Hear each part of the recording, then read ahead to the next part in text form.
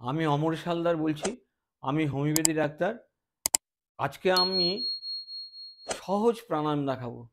সহজ প্রাণায়াম অর্থ হচ্ছে সহজ, কিন্তু অনন্ত শক্তি যোগায়, শরীরকে সুস্থ রাখে, সবল রাখে এবং রোগমুক্ত রাখে।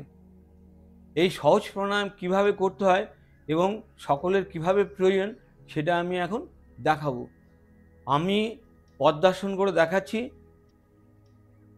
এই পদ্মাসন করলাম। সবাই যে পদ্মাসন করতে পারবে এমন কোনো অর্থ নেই, সবাইকে করতে হবে তাও নয়, পদ্মাসন না করলেও হবে।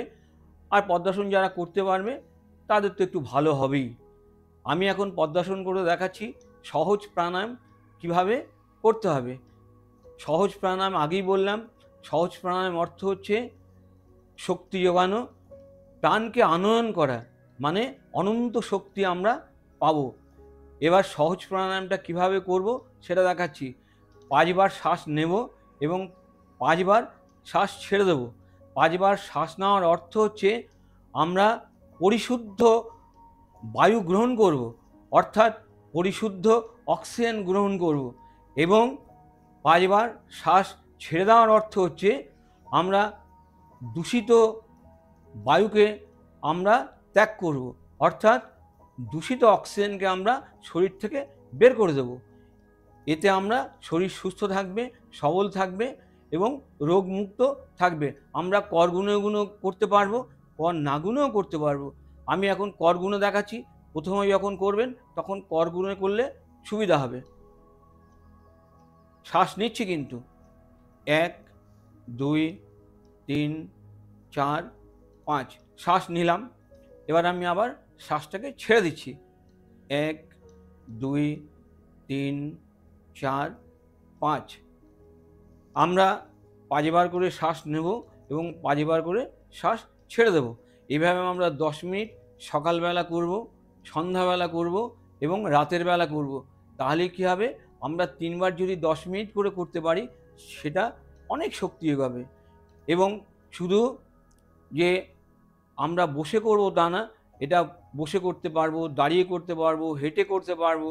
যারা ট্রেনে যাতায়াত করেন বা বাসে যাতায়াত করেন তারাও এটা করতে পারবেন, কিন্তু সেটা আমরা পরে দেখাবো কিভাবে ট্রেনে বাসে করতে হবে। এখন যেটা দেখাচ্ছি সেটা আরেকবার খেয়াল করুন। 5 গুনছি, 1 2 3 4 5 শ্বাস নিলাম এবং আমার 5 বার আবার শ্বাস ছেড়ে দেবো। 1 2 3 4 5।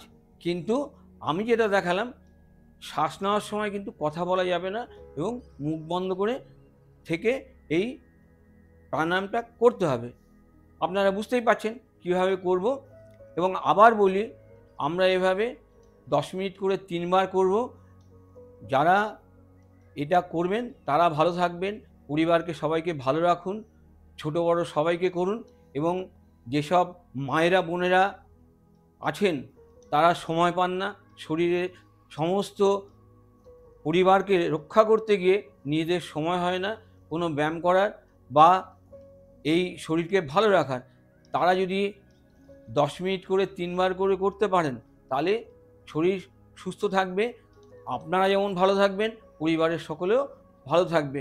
রান্না করার সময় করতে পারবেন, টিভি দেখার সময় করতে পারবেন, সবাই করতে পারবেন। সুতরাং আমি আবার একবার দেখাচ্ছি কিভাবে এই প্রাণায়ামটা করতে হবে।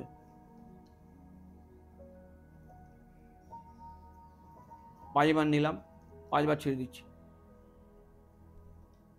5। এবার এইভাবে 10 মিনিট করে করতে হবে। অনন্ত শক্তি সঞ্চয় আমরা করব। অনন্ত শক্তি শুধু সঞ্চয় করা নয়, শরীর ভালো থাকবে, মন ভালো থাকবে এবং আমরা সুস্থ সবল থাকব। এবং এটা যদি করি তাহলে সবাইকে ভালো রাখবো এবং পরিবারের সবাই ভালো থাকবে। এবং এটাকে শেয়ার করে দিন, যাতে বন্ধুবান্ধব শেয়ার করুন, আত্মীয় স্বজনকে শেয়ার করুন, অফিস কলিগদের শেয়ার করুন। তাহলে আমার সুবিধা যেমন হবে এবং আমি যে প্রচারটা করছি সেটা আপনারাও প্রচার করুন। তাহলে আমরা সবাই ভালো থাকব। এবং এর পরবর্তীকালে যেটা দেখাবো সেটা আমি দেখাবো কিভাবে হেঁটে বসে করতে হয়। এখন আমি আবার দেখাচ্ছি, দেখুন আমি পদ্মাসন করে করছি তো, পদ্মাসন ছেড়েও করা যায়, এইভাবে করুন, কোনো অসুবিধা নেই। বা এইভাবে এইভাবে যদি পাটাকে ধরে করেন তাতেও অসুবিধা নেই, যে কোনোভাবে করতে পারবেন। কিন্তু মনে রাখবেন মেরুদণ্ড যেন সোজা থাকে, 90 ডিগ্রি যেন থাকে, তাহলে আর কোনো অসুবিধা নেই। আমরা সবাই এই সহজ প্রাণায়ামটা করি। আমি ধীরে ধীরে সহজের পরে আরও দেখাবো। প্রতি সপ্তাহে একটা করে ভিডিও করব এবং তাতে কি করে শরীর সুস্থ রাখা যায় সেটাকে দেখাবো। আপনারা খেয়াল করবেন এবং মনোযোগে দেখবেন। এবং আবার বলছি, শুধু প্রাণায়াম নয়, প্রাণায়াম যেমন অনেকগুলো পরপর দেখাবো, তার সঙ্গে শরীর কি করে ভালো রাখা যায়, সুস্থ রাখা যায় এবং শরীরকে সুস্থ আমাদের রাখতে হবে। কঠিন সময় আসছে, এই কঠিন সময়কে আমাদের জয় করতে হবে, যাতে আমরা সুস্থ সবল থাকি এবং সবাইকে সুস্থ রাখবো, পরিবারের সবাইকে সুস্থ রাখবো। এই বলে আমি আমার বক্তব্য শেষ করলাম। সকলকে ধন্যবাদ জানাচ্ছি।